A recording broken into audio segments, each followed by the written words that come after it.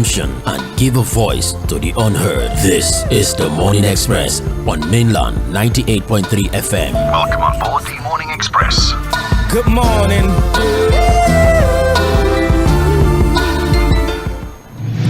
You are listening to the Morning Express on mainland 98.3 FM. Good morning.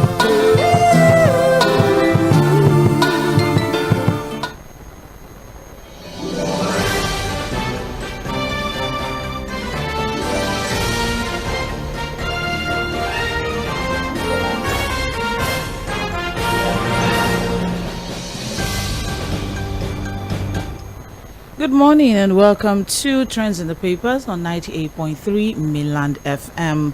This is the Morning Express and it's time for us to look through the major stories trending on the front pages of our dailies.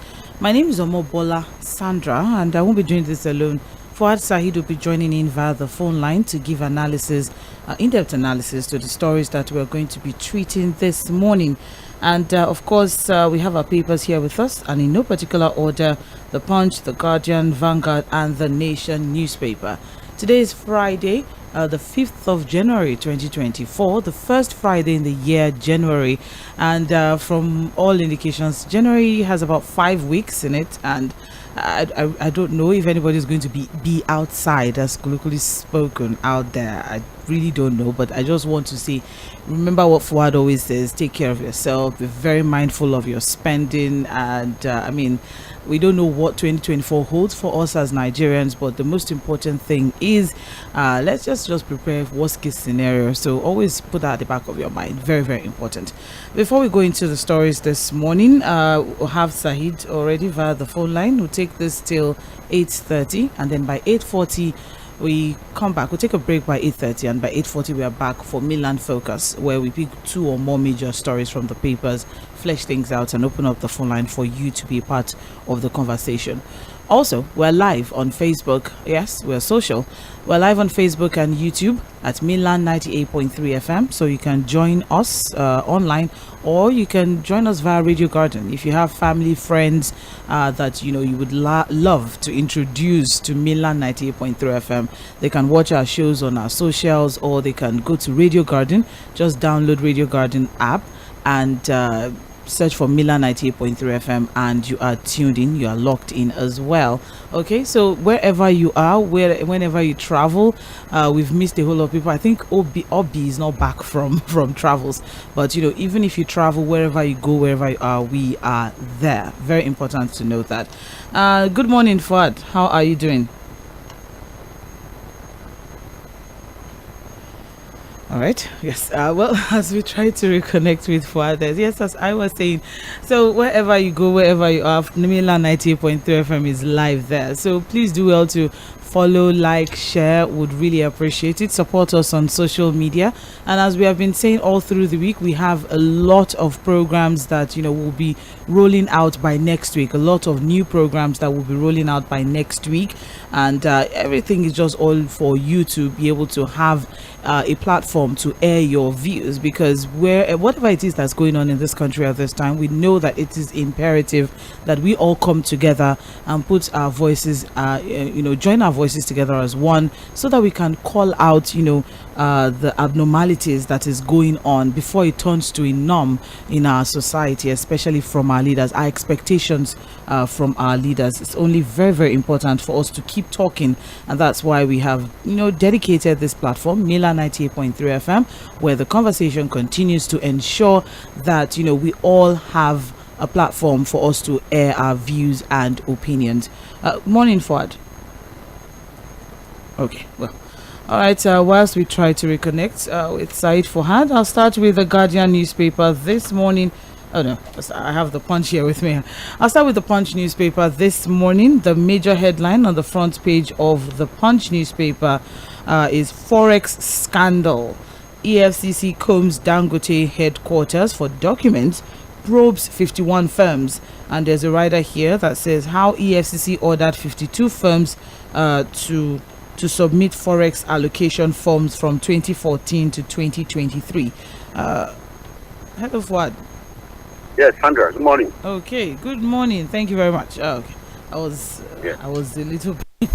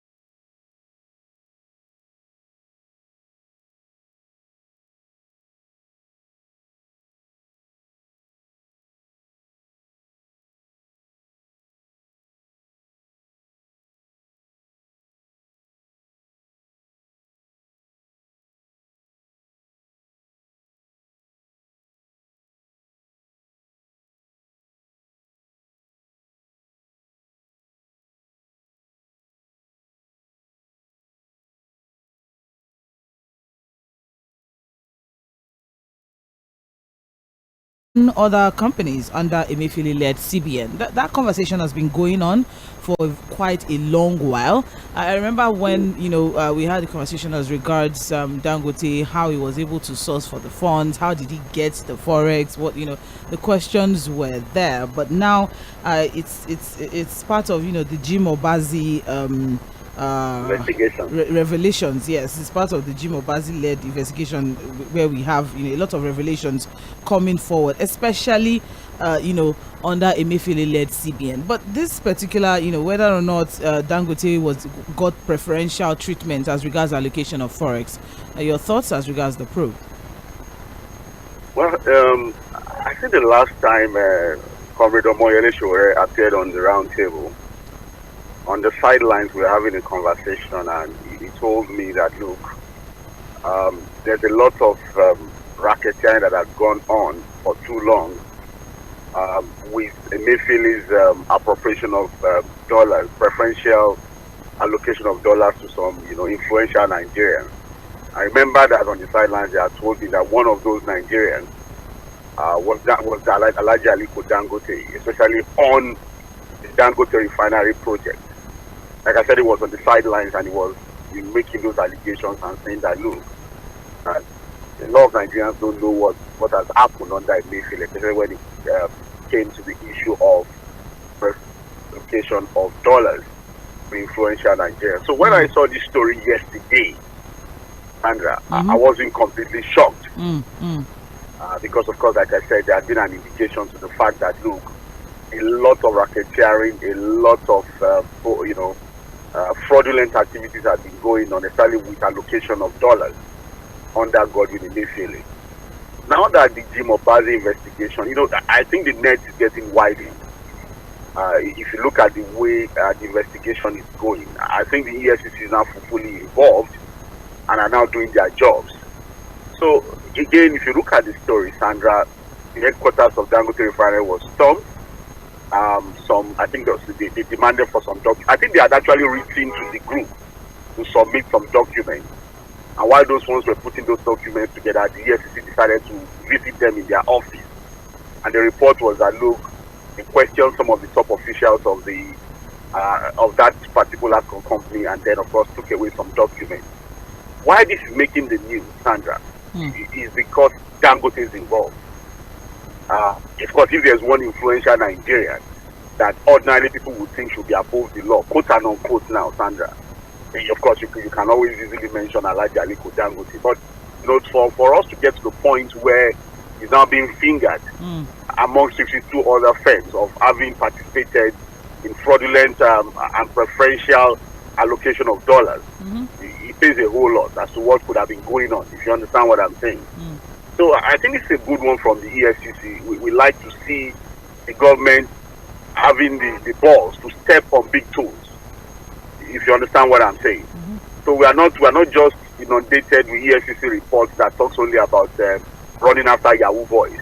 You understand? These are things we want to see. These are the kinds of things we want to hear. And we are hoping that it's not just going to be an initial graduate thing. We are hoping that, look, they will be discreet about this investigation, they will follow it through, and then bring some closure to it. Whoever is found wanting should be made to face the law. That's what we want to see. So a good one from the EFCC, and I like the fact that, look, the big boys in the room are being brought to the to the square. It's a good one that we're seeing these kinds of things. Well, a lot of revelations in this particular Jᴏɪṛ Aᴊɪṕᴏʟᴜ report here. Well, aside from this, there's also a recommendation from the investigator himself, where they're recommending that Emefiele, who is being prosecuted for alleged 1.2 billion naira procurement fraud, should face fresh charges over the handling of the CBN Naira redesign policy and alleged illegal issuance of currency under Section 19 of the CBN Act. They also recommended that Emefiele should be prosecuted alongside Tunde Sabiu, a former aide and nephew to former President Muhammadu Buhari, and 12 top directors of the CBN. We had a conversation, I think last week or 2 weeks ago, Fuhad, where Emefiele, denied claims, or he emphasized his right to not to respond, or how he was told or advised by his lawyers not to respond to some of these things. But I know that he responded to some of them. He was able to give statements as regards them. Now, the surprise operation at the Dangote headquarters, which was carried out by EFCC detectives, it happened during working hours. It shocked staff, jolted visitors, and all of that. But during the raid, operatives ransacked offices. They carted away several financial documents that are related to forex allocations to the group from 2014 to June 2023, when Emefiele was suspended from office by President Bola Tinubu. It's just a lot to take away from this particular one. And they've also been invited, actually, and also there are 52 companies that have also been written to provide documents supporting the allocation and utilization of the foreign exchange that was sold to them at official rate in the last 10 years. Just as you said, I hope it's not just about raising dust, but I hope we're going to get something from all of this. Sandra, you know the racket here. These dollars were sold to these firms at official rate. And then if you have millions of dollars spent at official rate directly from the CBN, and then you have this market where you can still make about 300, 400 naira, if you understand what I'm saying. Just imagine what has happened. And that's why people say that, look, we've seen investigators, we've seen reports say that, look, just know somebody at the CBN, get dollar allocation. Sandra, you wake up in the morning poor. The next day you are a billionaire without doing anything. All right, well, stories on page 2 of the Punch newspaper. Moving on now, still on the front page of the Punch, we have here foreign investment in manufacturing sector dropped by 54%. And that's coming from NBS. That's the Bureau of Statistics there. The story is on page 27 of the Punch newspaper. And what we have is that foreign investments in Nigeria's manufacturing sector fell by $326 million, that's 54%, to $279 million in the third quarter of 2023. And according to the latest capital importation report that's published by the National Bureau of Statistics. And further analysis of the report show that despite the significant drop, the production sector had the highest capital importation. And recently, foreign investments in Nigeria have been on a serious decline. And we also treated that story where we, read that, in the past 2 years or so, 15 multinationals have left the country. And even just in the last quarter of the year 2023, major pharmaceuticals also parted ways, with our business environment. And the Manufacturers Association of Nigeria is expressing serious worry that government policies contributed to capital flight in the industry.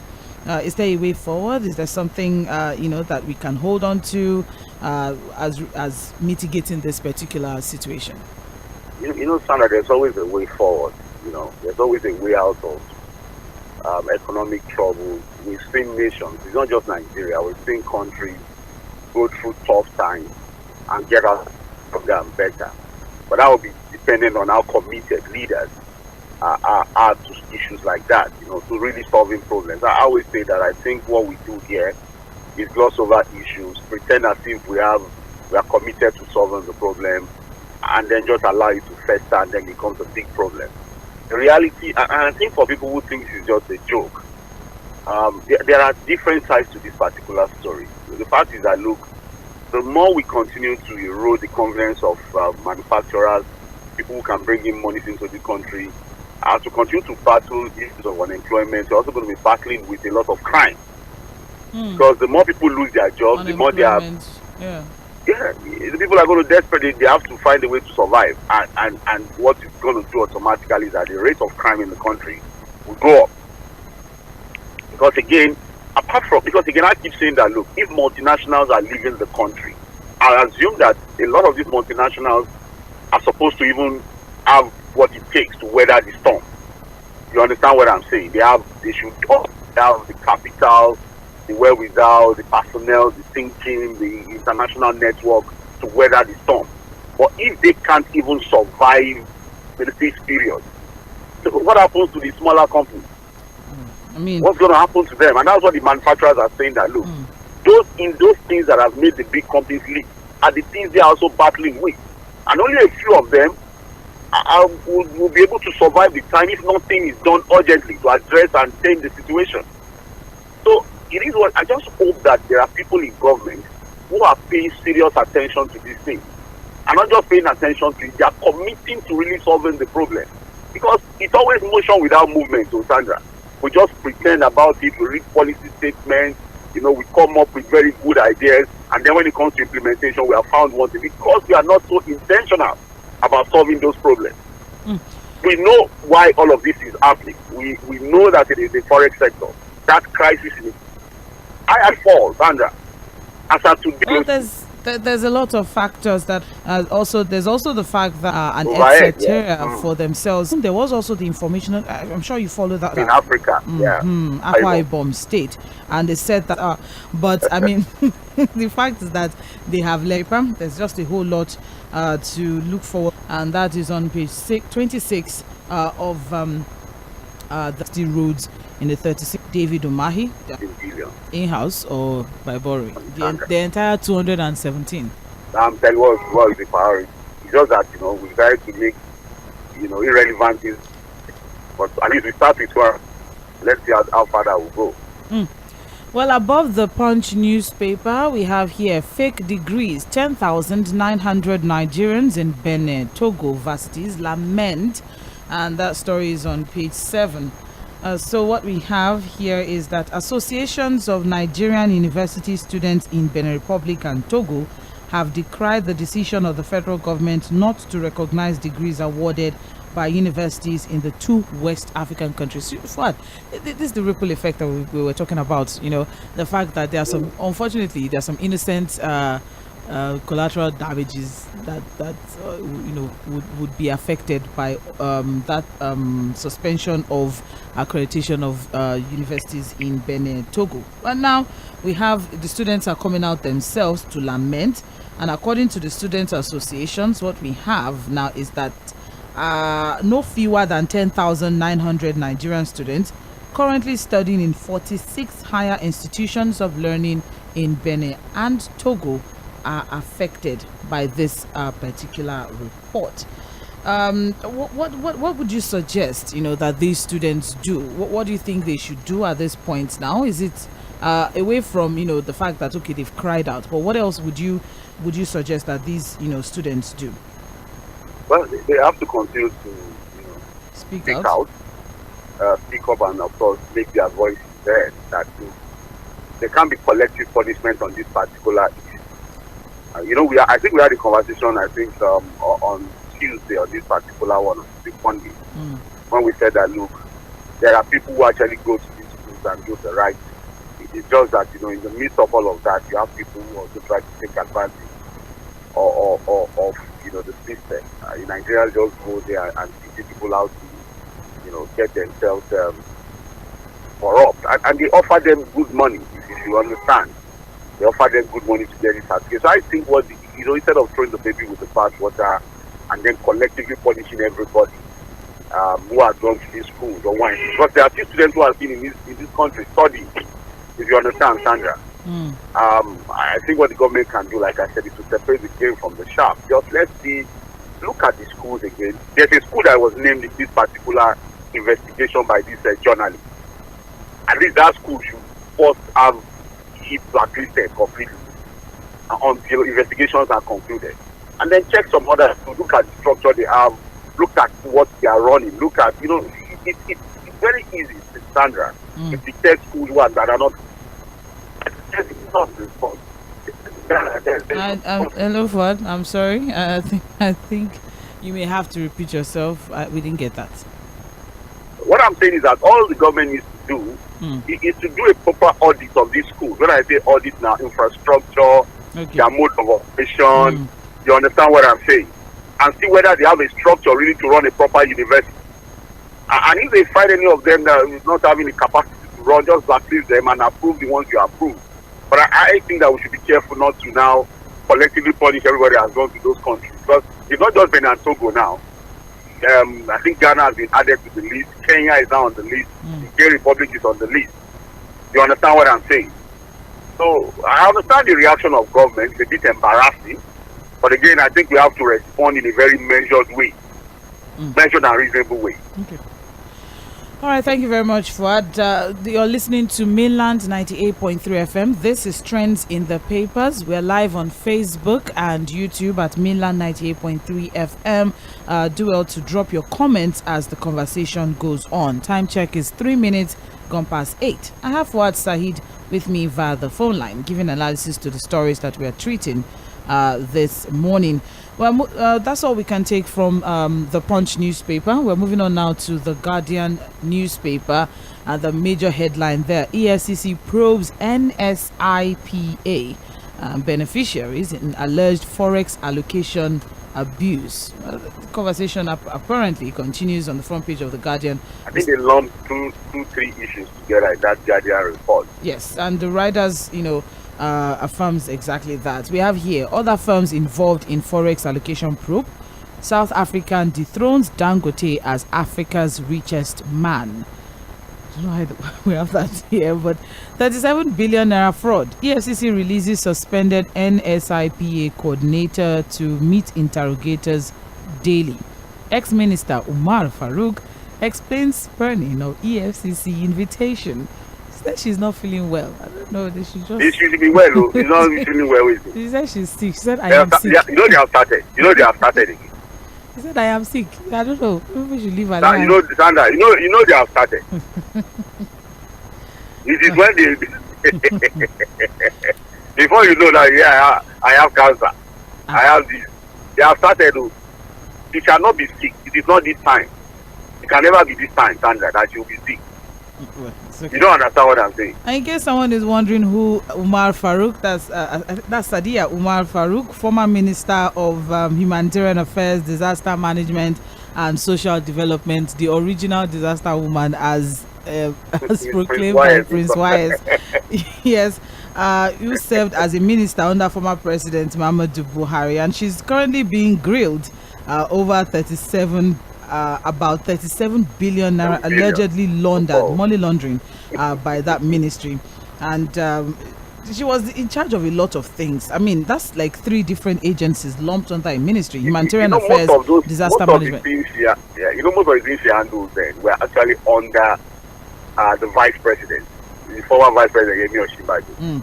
And somehow they brought this woman and took all of those responsibilities away from the former vice president. And now we have this disaster, including the sharing of money. Yeah, it was trader money, all of these monies, so many things that they have to now put under her care. She was the one that was in charge of 5,000 to vulnerable Nigerians. She had a whole lot. And at that time, we had said that, look, the way that thing was being handled, this sharing of money and all, was of course open to corruption. And I must say that some of us are not surprised that this has gone. But she cannot be sick now. That's just the issue here, Sandra. Well, she said sickness cannot come at this time. Because she has been invited over and over and over again. And, she's saying that she keeps seeking for an extension of the deadline to meet them. Sandra, in the minds of some of these Nigerians, they are the untouchables. Yeah. I'm telling you. In the minds of some of these Nigerians, they are actually the untouchables. Well, so when... yes. Please go on. So when they get invitations like this, you know who I am, comes to their mind. Who are they? We are the people. We are the people. Who is the guy? They might even say, who is the EFCC chairman? Say, what's his name? So they think they are the untouchable. But I look, Sandra, honestly, I have to say that, look, this pattern of work from the current EFCC chairman gets me a bit excited, although cautiously excited, because again, they start this way and then somehow they begin to drop the ball. But I like the fact that, look, we're getting the EFCC to do their job. And I say it again, this woman can decide. It's not possible. Well, aside from Sadiya Umar Farouk, apparently the current Minister for Humanitarian Affairs and Poverty Alleviation, Betta Edu, has been fingered in a 3 billion naira NSIPA fraud scandal.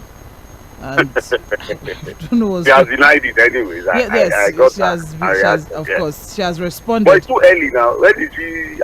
No. Less than 6 months, so. But just maybe it was. I really don't know.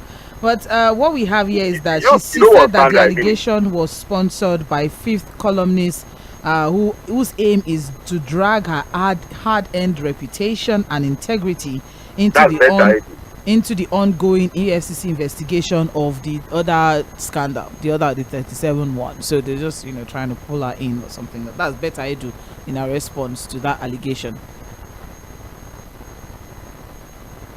Hello? Oh, wow. All right. The story is can you on hear me, page 6. Sandra? Oh yes, I can now. When I'm a bit for a long time about this idea of sharing money, talking about interventions here and there, Cash transfer, Saudi cash transfer, all this knee-jerk approach to thinking you want to get our people out of poverty, because these things are open to corruption, easy way to enrich a few Nigerians. And that's why even better, when did she take over this position now that the 3 billion naira issue is already hanging around her? But when she has denied it, I just hope that the EFCC will do a very thorough job on this one. And like I've said, if any of them is found wanting, they should face the music. It's as simple as that. Nobody should be bigger than the country. If you have a corruption case, you should face the music. And this woman should not be sick. Cannot be sick. We wish her well. She should be ill and asked to come and answer questions. It's okay. Well, you should come and answer questions. Stories on page 6 of the Guardian newspaper.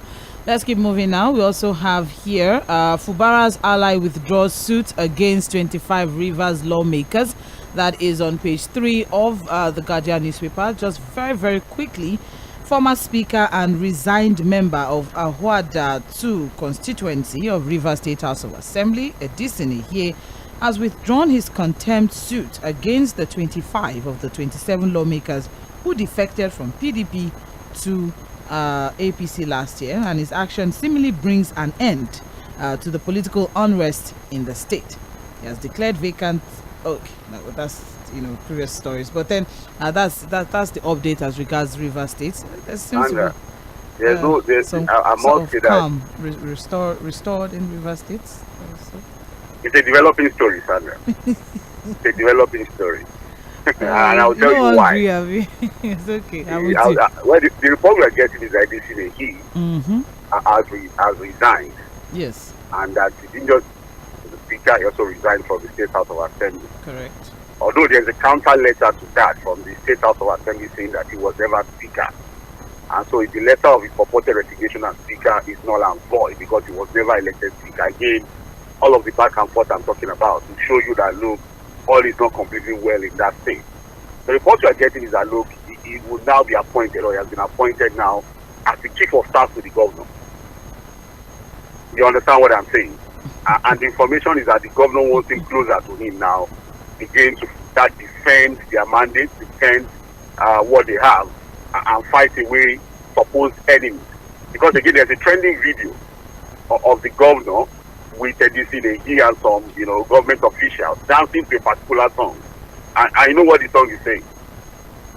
Day your day, make I day my day. Make nobody disturb anybody. And the governor was in that video also dancing and singing along. So it is still day your day, make I day my day. No disturb anybody that we are hearing. And then we are still on the fact that agreement is agreement. My structure is my structure. Nobody can take my structure away from me. If you put that together, you understand why I'm saying that, look, there's trouble looming in River State. But we'll wait to see how the development goes in that particular state. All right, then. We'll also, let's appreciate whether temporary or not, the peace or the calm that's in the storm in River State at the moment. Moving on now, very quickly, dry season, climate change, escapade risk of virulent diseases. Please take care of yourself. We also have here, Navy decries reports on complicity in oil theft. We've always talked about that. That's on page 9 of the Guardian newspaper. Naira battles fresh threats, falls below 1,200 Naira per dollar at parallel market. That's on page 19 of the Guardian newspaper. A serious while out. And to add to that, man that's Manufacturers Association of Nigeria, predicts challenging business year, urges federal government to prioritize manufacturing. What do you think, Fuad? Prioritizing manufacturing? They have to, because okay, again, just a minute. you know, these are the guys who can drive the economy. You know, because again, if you are talking about production, if you are talking about stimulating the economy back to life, you know, it has to come through the manufacturing sector. And not intentional about, you know, restoring confidence again to manufacturers, getting them going. We're going to run trouble, a very, very serious trouble. We are going to run into serious trouble with unemployment. We're going to run into serious trouble with insecurity and all of that. So I just hope that the government will have a way of the policies and ideas to save the manufacturing sector. The forex situation is going to kill the manufacturing sector if something is not done urgently. All right, and speaking of the economy of the nation, that story, by the way, it's on page 20 of the Guardian newspaper. And finally, from the Guardian newspaper, I have here, create economic management team. NES tells Tinubu, and that story is on page 7. I don't know what that is going to cost us, but the Nigerian Economy Society, the president, Professor Adiola Adenikinju, yesterday has urged President Bola Tinubu to constitute economic management team to handle economic issues in the country. That's interesting. And he made the call while speaking in Ibadan. Yes, for setting up a team has become necessary. Do you agree that this because committee, we have a tax policy committee that, you know, they are spending 4 billion on I don't know what other thing operations. we need. Even when it comes to the economy, I don't know whether we need to come up with a team again. Okay. We have the Minister of Finance, we have the Minister of Economic Planning and Budget, we have, you know, the CBN governor can be part of the team. You have special advisors. Well, if we need to bring in more experts, that's fine. But it's not the first time we are setting up an economic team and nothing changed. During the Buhari government, Professor Yomi Osinbajo was even the leader of that economic team for years. And it's not just about coming up, because what will the economic team do, Sandra? It's probably going to come up with policy, come up with blueprints and all of that. But are we short of blueprints? Are we lacking in policies and ideas? No. What are they lacking, and we are still lacking, is the commitment to do the right thing. You understand what I'm saying? And I'm not saying that all of these problems are going to be solved easily. Of course, problems we are facing now as a result of things we have not done in the past, and maybe recent mistakes that we have made. But we can get these things done if we are completely committed. I don't know about this, I'm not against it. But I just think that, look, we are not lacking in ideas and policy on how to get out of these economic doldrums. I think what we are lacking is the commitment to do the right thing. So we can come up with all of the best brains in the world, even import people to come and help us out. But if we are not doing the right thing, you know, we will still be where we are. That's the unfortunate truth. It's okay. Well, whether or not we should have one, or whether or not the nation needs one, it has been suggested. We'll see how things will turn out for us as a country. 16 minutes past 8. It is still Mainland 98.3 FM, and you're on to trends in the papers. We're looking through major trending stories on the front pages of our dailies. We're also live on Facebook at Mainland 98.3 FM, and on YouTube, the same handle as well. Moving on to Vanguard newspaper. We have here on the front page, viral video uproar over imposters exposed in army recruitment exercise. I saw that one. A lot of them from Lagos State. And I don't know why there's an uproar. Yeah, I don't know. People forge your manner of things. I mean, it was, you know, the unfortunate thing though for us is the fact that, we saw it as a normal thing. That's the unfortunate aspect of it. What I'm saying that the thing is this, because people are not bringing all manner of sentiments to it. You understand what I'm saying? Yeah. Okay. All manner of ethnic sentiments. Yes, I agree that, look, it's something we need to pay attention to. But in this country, people do all manner of things for these documents. People, look, in Lagos, there are people who have different letters from different local government claiming to come from different parts of the country where they don't live from. So I don't know why this has become something that we now want to blow out of proportion. Yes, it's disturbing that we're having things like this becoming almost like the norm, but people do these things, Sandra. They go to local government to claim indigenship when they are not from there. They forge marriage certificates, we forge applications, we forge all manner of things. People have names that you even wonder. Some people even combine names that you wonder. Combine some names, you'll be looking at the name. How is this possible? How can you be hearing something Ahmed? You don't understand. Something and Ahmed together. Maybe he was born in a Muslim house and he converted. I don't know why I'm just saying that. It's all right. We have writers here. MBF, Pandef, Afenifere, Kick, Preferred Solution. It's a wider agenda to emasculate the North. That's coming from. You see the problem now. Can you see the problem now? You can see where we are going. Exactly. Afenifere is already talking. Pandef is talking. Then the North is saying, oh, this is just an issue of forgery. Recruitment exercise, Oshodi Solo, local government boss must be probed. All of them should be probed. I mean, I don't understand. Everybody and I'm not saying they should not probe, but don't get me wrong. No, I get the ethnic, colorization. Which is unnecessary. That you're bringing people forge all manner of things now, claim what they are not. Even some of these are political class. If you say we should check their books and documents, you go see things though. Sandra. What? Please, let's not go there, because I mean the election season revealed a lot of things that were swept under the carpet. Usually we have the certificates upon different kinds of certificates. NYC is saying one thing, INEC is saying one thing, the governor is saying another thing, and I'm like, can you be more NYC than NYC? So is this one now they want to blow out of proportion and make it an ethnic issue?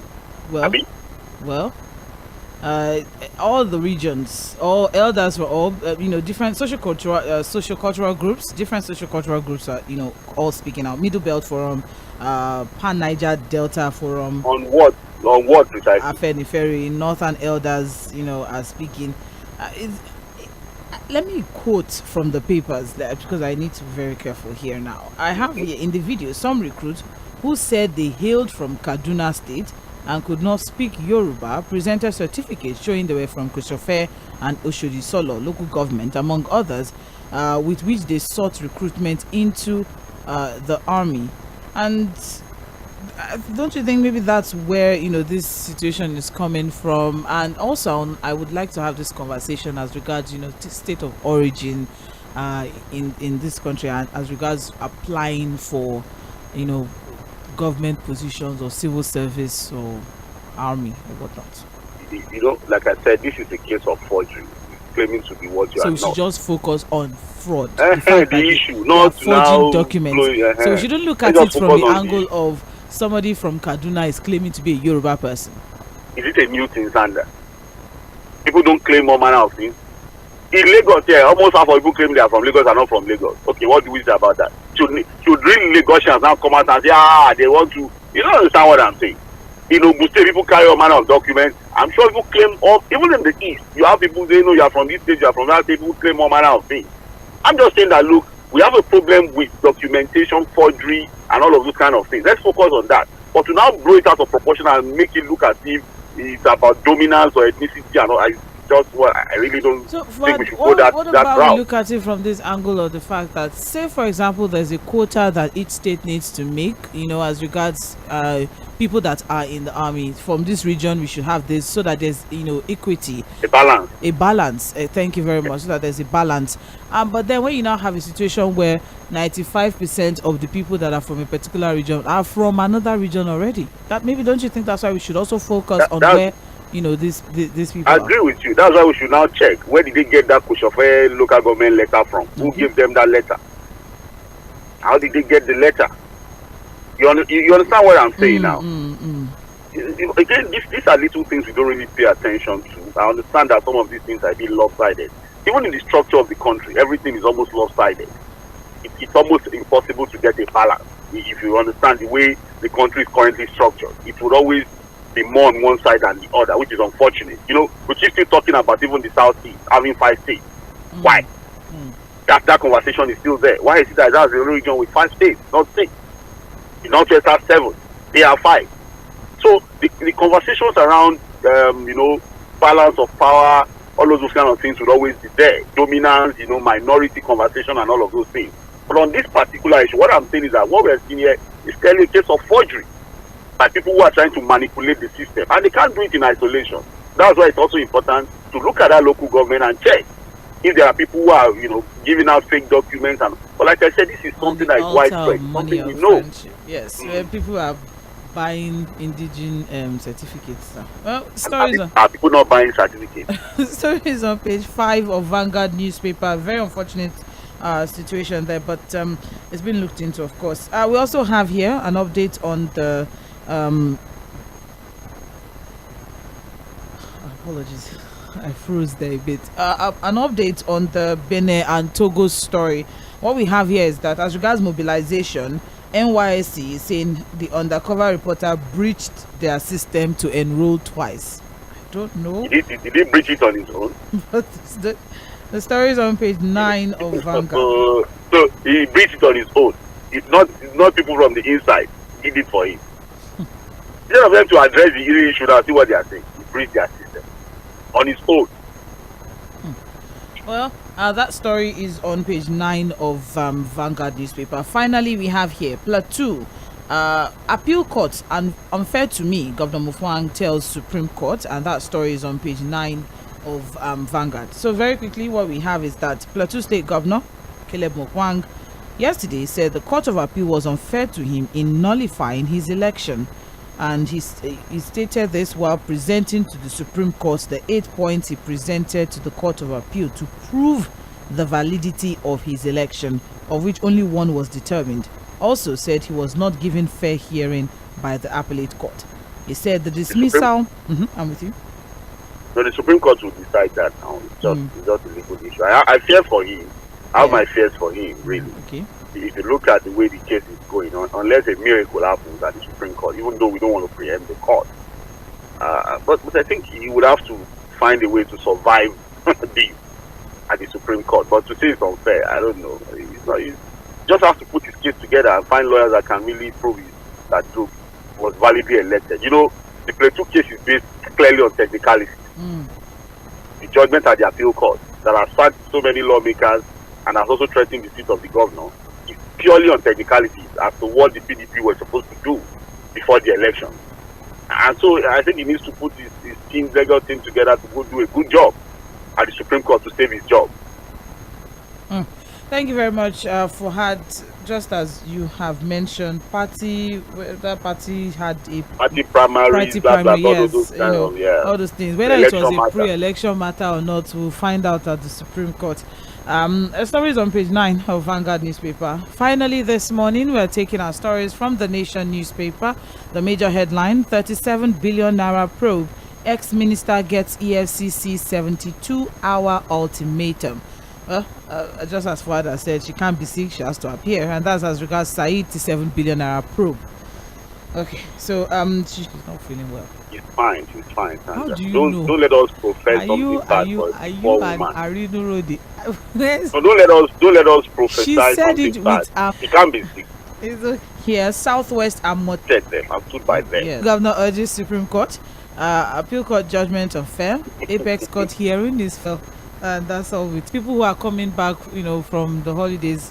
It was previously was supposed to end yesterday, 4th of January. Yeah, so it has been extended to stories on page 6 of varsities awarding newspaper. Illegal degree awarding varsities. So you'll be looking for work or not in Benin Republic. 6 executive that we are taking this morning as regards trend in the papers. Those are the major trending stories on the front pages of our contributions from our listeners as regards the conversation for the day. Stay with us. Don't go anywhere. We'll be right back. Thank you, Fuad. Please be on standby. Thank you for having me. All right.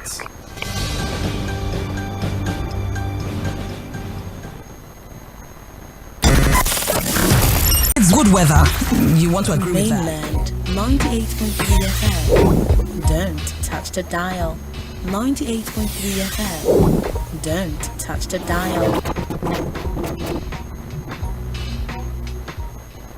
As you see me so, I belong to the Chop Better gang. Now why anytime I want chop like this, I dey put better things inside. For my yam porridge, after I don't put my fish,